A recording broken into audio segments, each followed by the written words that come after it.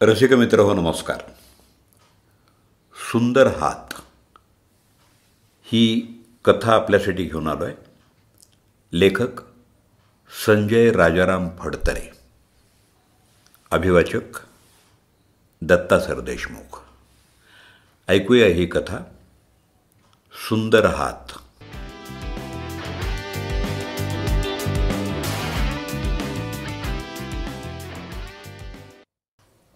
लहानपणी सौरभच्या हट्टानुसार आजीनं त्याला गोष्ट सांगायला सुरुवात केली. सायंकाळी कन्याशाळा सुटण्यापूर्वी शिपाई मामा लगबगीनं नोटीस वही घेऊन वर्गात शिरला. सगळ्या मुली उत्सुकतेनं गुरुजींच्या नोटीस वाचनाकडे कान देऊन ऐकू लागल्या. सर्व मुलींना कळवण्यात येते की उद्या वार्षिक स्नेहसंमेलनानिमित्त आपल्या शाळेत एक छोटी स्पर्धा आयोजित करण्यात आलेली आहे. उद्याच्या स्पर्धेतून सुंदर हाताची निवड करण्यात येणार आहे. तरी सर्व मुलींनी स्पर्धेत सहभागी व्हावं. हे ऐकून सगळ्या मुली जाम खुश झाल्या. सगळ्या मुलींनी आनंदानं एकच गलका केला. प्रत्येक मुलगी मी माझा हात नटवून कसा सुंदर बनवणार आहे याचं मनोरथ रचू लागल्या. शेवटच्या बाकावर बसलेली गायत्री परिस्थितीनं गांजलेली असूनसुद्धा हात कसा सजवावा याचा आनंदाने विचार करू लागली. इतक्यात शाळेची घंटा वाजली आणि शाळा सुटली. शाळेतून घरी परतताना सगळ्याजणी आपला हात कसा सजवायचा याचीच चर्चा करत निघाल्या होत्या. गायत्रीला वडील नव्हते. आईच धुणं भांडी मोलमजुरी करून संसाराचा गाडा कसा तरी ओढत होती. आपल्या हातावर आईकडून मेहंदी काढून घ्यायची असं ठरवत गायत्री घराकडे निघाली होती. आईला हे सगळं घरात गेल्या गेल्या सांगायचं असं मनाशी ठरवत ती झोपडीत शिरली. पण पाहते तर आई कोपऱ्यात पोत्यावर कणत पडलेली तिला दिसली.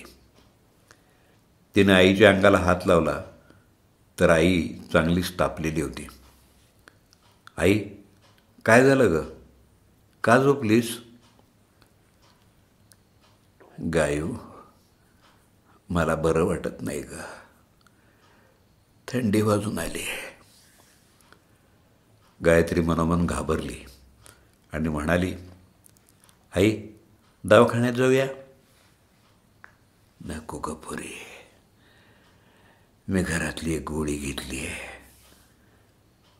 बरं वाटेल उद्यापर्यंत. तू तेवढं सांज होतीये, दिवाबत्ती कर आणि चुलीवर आपल्याला थोडा भात ठेव. सकाळची आमटी आहे, पुरेल तेवढी. गायत्रीला परिस्थितीची जाणीव असल्यामुळं ती कामाला लागली. पण मनातून ती पार घाबरून गेली होती. आई लवकर बरी होईल ना याचीच तिला आता धास्ती लागली होती. तशी तिला घरकामाची सवय होती, पण आज तिच्यावर सगळीच जबाबदारी येऊन पडली होती. चुकत माकत तिनं सगळं काम उरकलं. आईला गरमागरम भात आमटी वाढून जेवायचा आग्रह करायला लागली. पण तापानं आईचं तोंड कडू झालं होतं. तरीही गायूच्या आग्रहानं कसे तरी 2 घास तिनं पोटात ढकलले. आईनं गायूला जेवून झोपण्यापूर्वी तिचं अंग दाबायला सांगितलं. थोड्या वेळानं आई म्हणाली, सकाळपर्यंत मला नक्की बरं वाटेल. झोप बेटा तू आता. तशी आज गायू ही खूप थकली होती. त्यामुळं आईजवळ लागलीच झोपी गेली. सकाळी आईला थोडंसं बरं वाटताच तिनं जमेल तसा स्वयंपाक केला. पण अजून तिला अशक्तपणा जाणवत होता. गायत्रीही तिला मदत करत होती. आई म्हणाली, गायू, आता मला बरं वाटतंय, पण लय थकवा आहे ग. पण सांजेपर्यंत वाटेल बरं मला. पण तू शाळेत जाताना वाटातल्या 2 घरातली भांडी तेवढी घासून जा ग पुरी.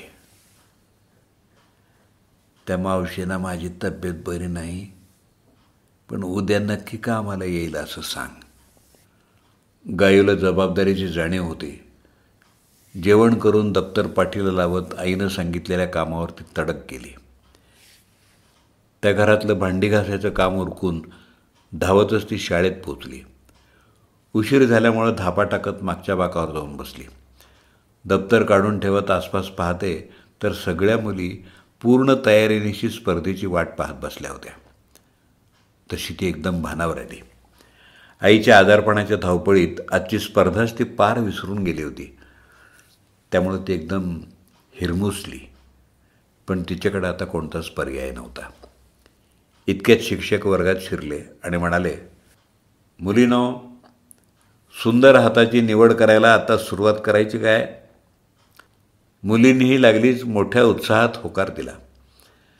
शिक्षकाने प्रत्येक मुलीचा हात तपासायला सुरुवात केली. एका कागदावर मुलींच्या नोंदी घेऊ लागले. सर्व मुलींनी स्पर्धेसाठी हात सजवले होते. काही मुलींनी तर नवीन कपडे देखील घातले होते. शिक्षक शेवटच्या बाकावर गायूच्या जवळ येताच ती हिरमुसलेली दिसली.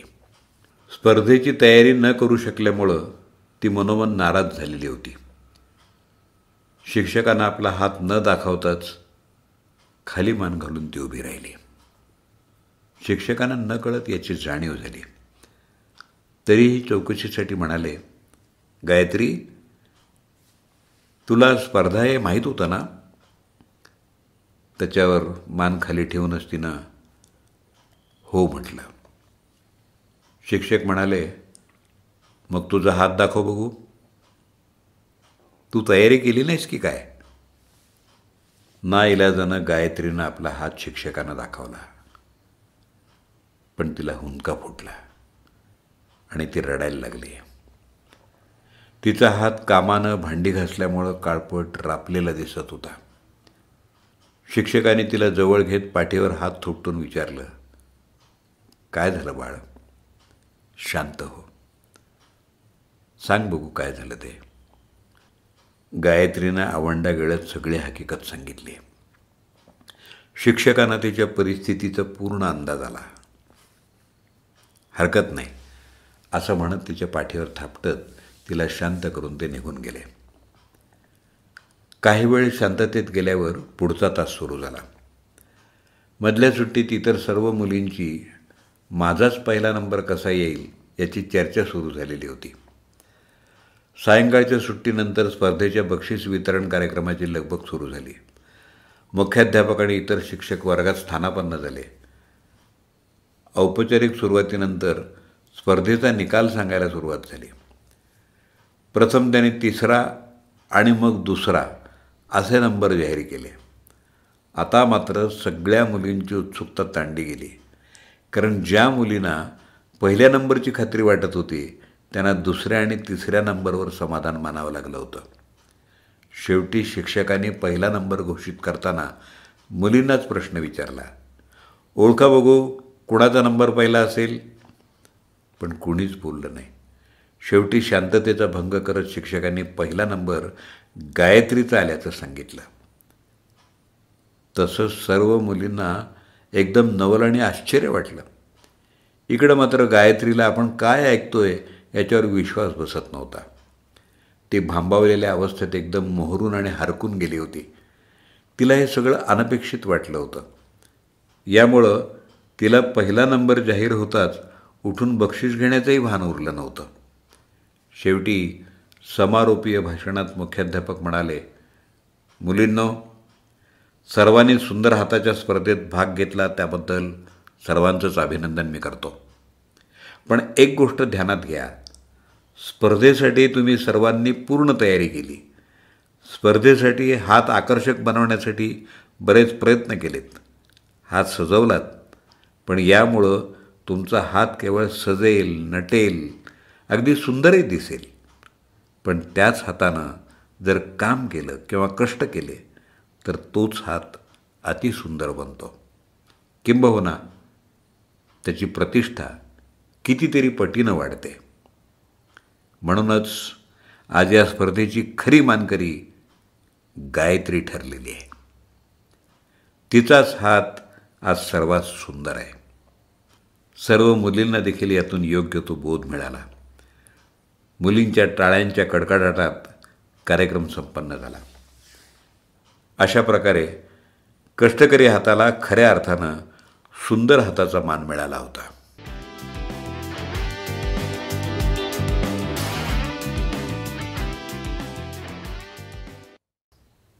सुंदर हात ही लघुकथा आत्ताच आपण ऐकलीत. लेखक संजय राजाराम फडतरे, पिंपळे गुरव, पुणे. त्यांचा मोबाईल नंबर 9822558314. अभिवाचन दत्ता सरदेशमुख. माझा व्हॉट्सअप नंबर 8329730186.